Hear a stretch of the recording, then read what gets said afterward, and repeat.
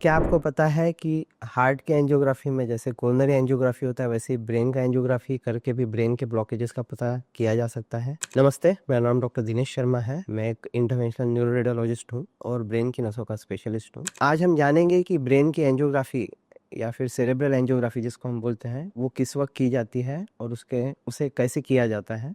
तो ब्रेन की एंजियोग्राफी भी हार्ट की एंजियोग्राफी की तरह हाथ से या पैर से किया जा सकता है। जब वो हाथ से करते हैं तो उसको ट्रांस रेडियल सेरेब्रल एंजियोग्राफी बोलते हैं, जिसमें हम हाथ की छोटी सी नस से, जिसको हम रेडियल आर्टरी बोलते हैं, उससे हम ब्रेन की नसों तक पहुंचते हैं और वहाँ पे कॉन्ट्रास्ट या फिर डाई इंजेक्ट करके हम एक्सरे के अंदर में उसे चेक करते हैं और ब्रेन की नसों में क्या प्रॉब्लम है उसका एक सटीक इलाज या फिर निदान हम उससे कर सकते हैं। वैसे ही ब्रेन का एंजियोग्राफी पैरों से भी किया जा सकता है, जिसको हम ट्रांसफिमोरल सेरेब्रल एंजियोग्राफी बोलते हैं, जिसमें जांघ की एक नस से ब्रेन की नसों तक पहुंचा जा सकता है और वहां तक पहुंचकर हम लोग फिर से डाई डाल के उसे चेक करते हैं। ये एक सेफ प्रोसीजर है, इसमें कोई भी साइड इफेक्ट नहीं है। छोटा मोटा ब्लीडिंग हाथ या पैर में हो सकता है, जिसके लिए अगर आप एक स्पेशलिस्ट इंटरवेंशनल रेडियोलॉजिस्ट को कंसल्ट करते हो तो उसको भी इन साइड इफेक्ट्स को भी कंट्रोल किया जा सकता है और ये प्रोसीजर बिना किसी टाके के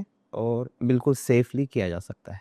ट्रांस रेडियल या फिर ट्रांसफ्यूमरल सेरेब्रल एंजियोग्राफी या फिर ब्रेन की एंजियोग्राफी कब की जाती है? तो ब्रेन की एंजियोग्राफी हम जब पेशेंट को पैरालिसिस या फिर लकवे की बीमारी है या फिर पेशेंट के ब्रेन की नसों में ब्लॉकेज है, इस ब्लॉकेज को सटीक तरीके से देखने के लिए और उसका अचूक निदान करने के लिए ये प्रोसीजर किया जा सकता है।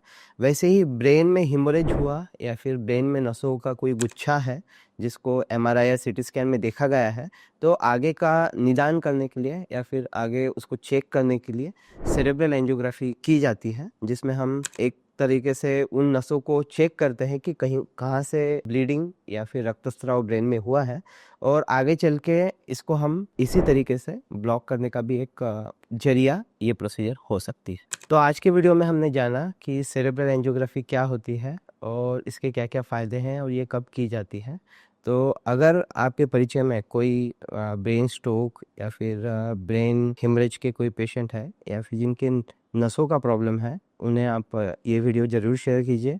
ऐसे ही रेगुलर अपडेट्स के लिए हमारे चैनल को सब्सक्राइब कीजिए और बेल आइकन को ज़रूर दबाइए। धन्यवाद।